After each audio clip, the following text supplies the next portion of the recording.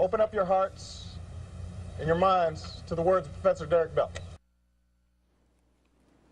All right, let's continue to do exactly what Barack Obama asked. In this segment, we will look at a passage from one of Bell's books. Now, Faces at the Bottom of the Well, the permanence of racism, I think, is what it said. Was that what it said? Yeah. Permanence, I think. Permanence, okay, sorry. And on page 12, Bell writes, quote, slavery is an example of what white America has done, a constant reminder of what white America might do. Now, it's interesting to note, and certainly very telling, that this book and others that Bell and his works came important to the President of the United States. In fact, in the New York Times in 2008, it was revealed that the book contained the above quotes. It was required reading for Professor Obama's class when he taught at the University of Chicago Law School.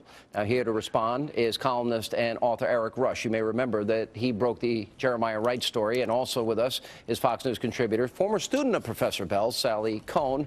In fact, here is a picture of Sally Cohn with the professor taken in April of last year. He died, what, 4 months ago, right? Yeah, he died 4 months. Okay. Now, we showed the video of Barack Obama, open your hearts and mind, to Professor Bell. Then we showed something that the rest of the media didn't show. Then they embraced and they hugged. And then we saw Professor Ogletree of Harvard then say, oh, we hid that tape in 2008. Now, let's take one more look at some of the other controversial statements of Professor Bell when he announces his support for left-wing radical Louis Farrakhan, a great hero for the people. Roll the tape. Anything out of the accepted is seen as a problem by an awful lot of us. When Louis Farrakhan speaks to his audience, he upsets a hell of a lot of white people, you see.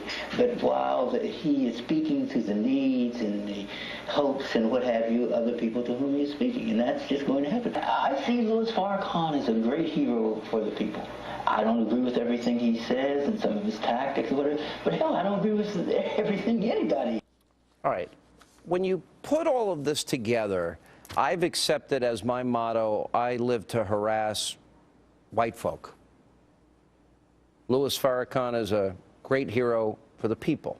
And some of the other things that we've been pointing out here, you know, they give the, what did he say, about tenure, you know, the white boy's tenure. Yeah. Look, Sean, I hope you didn't invite me on expecting that I could, you know, speak for everything that Professor Bell has ever said and defend it. You heard the man there himself. He said, I don't agree with everything Louis Farrakhan has ever said.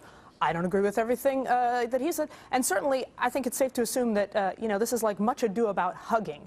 If we're going to infer not about hugging. That because it's not about hugging. Wait, because Barack Obama embraced the man, open your heart and minds to what he said.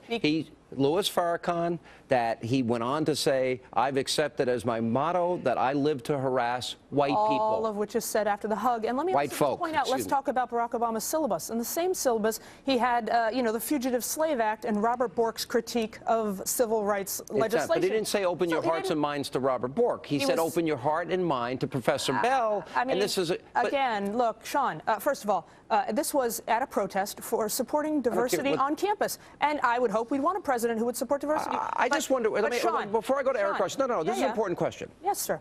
If you had a conservative running for office or a conservative wanting to be president of the United States and said, I've accepted my motto as I live to harass black people, if he said, you agree that Louis Farrakhan's an anti-Semite, do you not? I do, yes. You agree he's a racist? I do. I believe he is. I do not agree he's a racist. You do not believe? No. His newspaper published, the God that teaches me says the white man is the skunk of the planet Earth. You don't think that's racist? Well, look, if you want to have a deeper conversation about this, but here's what I do think. I think racist is a very charged word.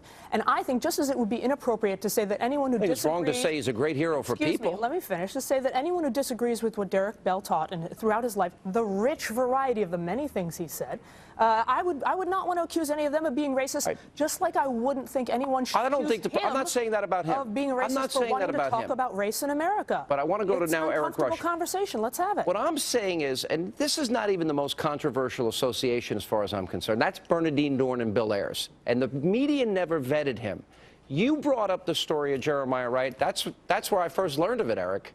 When you put together Wright, Ayers, Dorn, Flager, Resco, Alinsky, Acorn, community organizing, and the way he's governed, and now Professor Bell, what are we to conclude? Well, part of the problem we have here is that in the aggregate, there is more and more of this sort of incremental acceptance of radical thought. You know, there are certain things that are just not acceptable.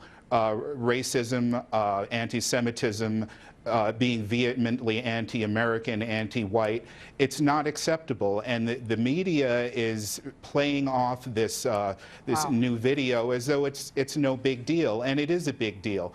You know, you cannot try to keep black Americans in this perception that it's still 1955. You can't tell them that they're never going to be able to get anywhere. Racism will always be here. They will never be equal. And not fall under scrutiny. And if you are a candidate for president, or in this case, the president of the United States, you can't embrace people like that and expect people not to take notice. What does it say about the president in the aggregate? Because this is about, for me, vetting Obama, which the media never did. They asked one question about Ayers in the entire 2008 election. Well, the media, the establishment press, as I call them, are ideologically aligned with President Obama, I believe. I personally think he's a lot more radical than even a lot of them, you know, the media might give him credit for. But, you know, generally there are a lot of elite folks who really don't have a problem with a minority cabal of various assorted radicals making decisions for all 300 million of us. I'll tell you what, we'll continue this next week, and maybe we'll bring you both back. I know you want, well, you have a lot more you want to say. I do just want to briefly say, look, the president hugs a man who then once said something about Farrakhan, and this sort of, but this one, we're scraping the bottom of the bucket. Sean, you and I have hugged. It doesn't mean we agree on everything. Come on. I live to harass, my motto, I live to harass white folk. I mean, that doesn't bother you? I would hope that Does that bother you? I wouldn't have said it, and I wish he hadn't said it, but I hope that none of us would be judged by the one or two things, worst things or poorly chosen words. They're handing out tenure to white boys while white boys didn't say him. No, but he was friends with them, like he was friends with all these other radicals. He supported his cause for more diversity at Harvard Law School faculty. It's deeper than that, and I think you know that. I think you're grasping at straws. I think this is really just a pattern that is very troubling, and I got to run though. We'll continue the discussion. I promise. I hope we will. And coming up next.